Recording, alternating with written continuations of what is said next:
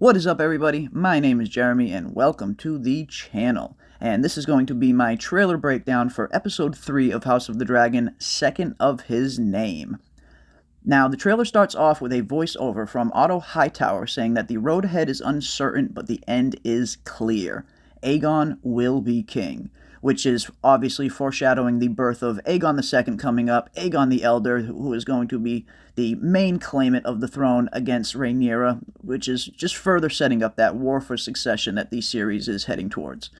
And just like from episode 1 to 2, it looks like we're getting another time jump right here from episode 2 to 3, because then we get our first look at baby Aegon, Rhaenyra's younger half-brother.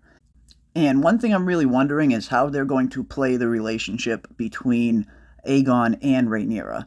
Now, in the books, Rhaenyra and Alicent weren't exactly best friends when they were younger. They weren't real close like they are on the show, so they are making some changes like that. So I'm looking forward to seeing what kind of relationship Aegon II and Rhaenyra have before the whole dance kicks off and it really gets going. It'll be interesting to see if they kind of start off as friends or do they start off as rivals right from the start. So I'm looking forward to finding that out and what's going on between the dynamic between, Aegon and Rhaenyra. Then we hear Rhaenyra talk about how she doesn't want to get married, which is foreshadowing the upcoming marriage between her and Laenor Velaryon, the son of Corlys Velaryon, which would essentially unite the two kind of vying factions that were both vying for the throne during the Council of 101 AC, but would also kind of heal the rift between House Targaryen and House Velaryon ever since the marriage proposal was shot down by Viserys. Then we cut to some nice Stepstones actions, and we hear a voiceover from a character talking about how the crab feeder has dug in for a siege on Bloodstone while his men sabotage our fleet, and how the situation in the Stepstones is becoming pretty dire. Now, I'm not 100% sure, but the voice sounds an awful lot like the actor Jefferson Hall, who is set to play Jason and Tywin Lannister, the twin Lannister brothers that are in charge of House Lannister at the time. And he also played Sir Hugh of the Vale in Season 1 of Game of Thrones as well. Then we cut to a scene of Viserys as he gets ready to drive his spear down into something. Now, I'm not sure 100% what's going on here. It could be some kind of royal hunt that they're on. We do see the Kingsguard present and what looks to be some members of the court there as well. So I'm really looking forward to finding out what's going on in this scene. It's very intriguing. Then we cut to a scene of Corlys Velaryon saying how soon the crabs will dine on all of us. And it's clearly looking like the War for the Stepstones isn't getting off to such a great start, as we hear Corlys say that they are losing, and we even see Daemon take an arrow to the shoulder by the looks of it.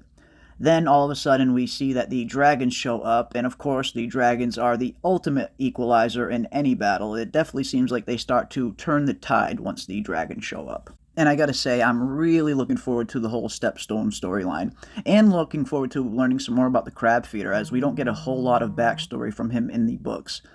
And I definitely want to find out what's going on with his face and skin, because he definitely looks like he's got something going on there. It looks like it's either grayscale or some other type of scar. There's something going on there with the crab feeder.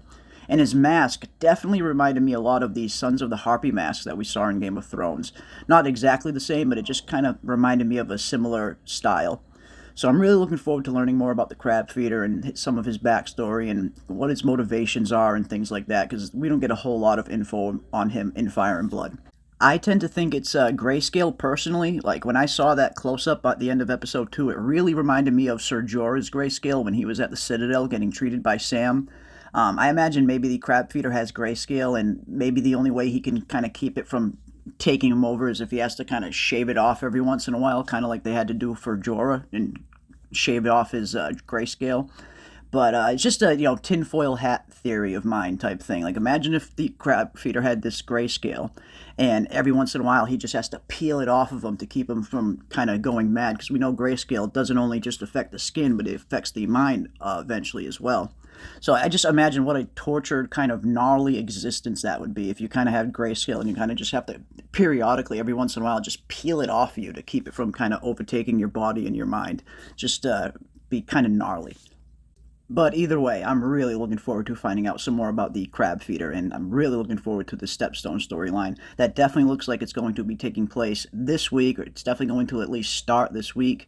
We're getting a lot of Stepstones action from the trailer, so I'm really looking forward to seeing that. And I'm really looking forward to seeing what dragons we see down in the Stepstones as well, because this looks like it's another change from the books, where in Fire and Blood, only Caraxes and Daemon are the only ones down there. Well, they're the only dragon and dragon riders that are down there fighting in the Stepstones.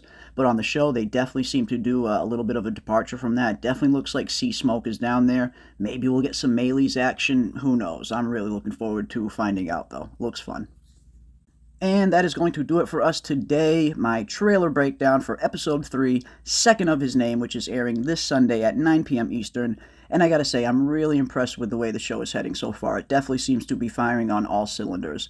I'm loving this kind of in-depth look that we're getting of Viserys' reign and how they're laying the groundwork for the ultimate Dance of the Dragons that is going to be taking place later on. So it's really looking good. They're adapting Fire and Blood really, really well, and they're fleshing the parts out that they need to flesh out beautifully, and I think it's really coming together well. So don't forget to like, subscribe, and hit that bell for notifications so you don't miss any of our upcoming House of the Dragon content. And be sure to come hang out for our live House of the Dragon after show every Monday night at 10 p.m. Eastern, where we talk all things House of the Dragon and A Song of Ice and Fire. And as always, I want to thank everybody out there for watching, and we will see you on the next one.